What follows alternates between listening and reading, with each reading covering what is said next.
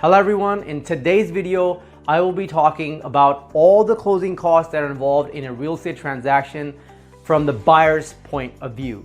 No fluff, no BS, real numbers down to the T.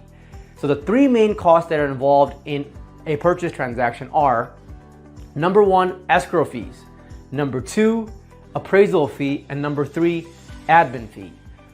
To best understand anything, we must go to the root of it. So first, we will see all the parties that are involved in a real estate transaction, what their functions are, and after we discuss that, I will share a real-time scenario with you that will help you best understand what to expect on your next real estate transaction here in the Bay Area. So to get started, number one, escrow fees. In a purchase transaction, you have the buyer who is buying a house, the seller who is selling the house. You have an agent that is representing you, the buyer, and the seller has an agent who is representing the seller. You have the lender who is financing the transaction for the buyer, and in the middle of all this, you have a title company, also known as an escrow company, whose job is to make sure that everyone is acting from a truthful standpoint. An escrow company makes sure the seller is the rightful owner of the property. He has paid his taxes, so when you, the buyer, buys the home is free and clear and has no liens on it.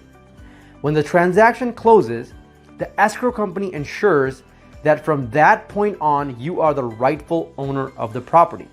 An escrow company is an integral part of the whole transaction. Number two, an appraisal fee. An appraiser is somebody who is hired by the lender to go out to the property to check the property's insides, outsides, and pull up data from around the proximity to see what other homes have sold in that area. And that person gives an opinion, a value to the lender that tells the lender that money that they're financing on is actually worth financing. So if the purchase transaction says $800,000, the appraiser goes out there to make sure it's really worth that much money. Number three, underwriting and admin fee. Underwriting and admin fee is pretty much a paperwork fee that the lender charges you for running your numbers, doing all the paperwork on your file, any kind of admin work. That's sort of like the overhead fee for the lender. There's also a credit fee and a small, little other, another fee called the processing fee, which we will not be discussing in today's video. So those are all the fees that you will find in a real estate purchase transaction from the buyer side. Now let's look at a real scenario here in the Bay Area to understand what to really expect on your next purchase transaction. You are living in here in the East Bay. An average 3-bedroom house here, the purchase price is $800,000. This is a jumbo loan, so you need to put down at least 20% down, so your down payment is $160,000. The loan amount is $640,000. Based on this scenario, these will be your closing costs. Escrow fees will be about $3,400.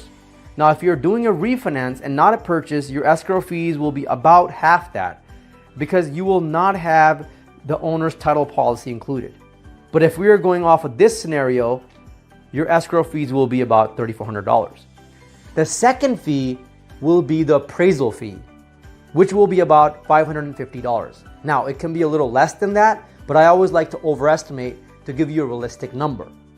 The third fee is the underwriting and admin fee, which will be around $995.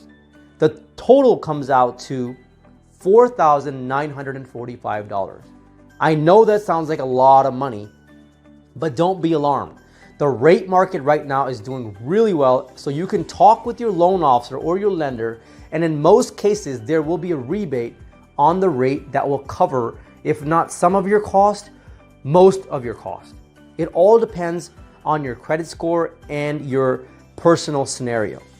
And on top of all these fees, guys, you will have taxes, insurance, and prepaid interest. If you decide to have impounds on your account, what that means is you decide to include taxes and insurance into your loan, then the lender will require you to bring an X amount of taxes, like say 5 months of taxes in, and about 3-4 months of insurance.